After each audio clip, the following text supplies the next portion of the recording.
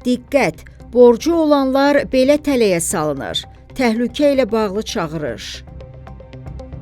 Dövlət strukturlarının adı altında fəaliyyət göstərən, fərdi və ya bank kartı məlumatlarının daxil edilməsini istəyən internet saytlarından istifadə ciddi risk daşıyır.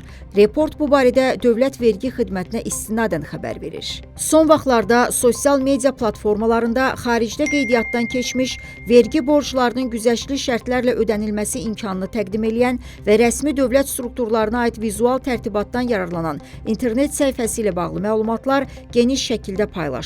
Dövlət Vergi Xidməti vətəndaşların nəzərinə çatdırır ki, vergi öhdəlikləri və ödənişlərə dair informasiyalar yalnız rəsmi qaynaqlar vasitəsilə əldə olunmalı, ödəniş prosedurları isə qanunvericiliklə nəzərdə tutulmuş rəsmi elektron xidmətlər, bank müəssisələri və ya ödəniş terminalları üzərindən aparılmalıdır. Dövlət Vergi Xidməti heç bir şəraitdə onlayn resurslar vasitəsilə vətəndaşların bank kartı rekvizitlərini soruşmur.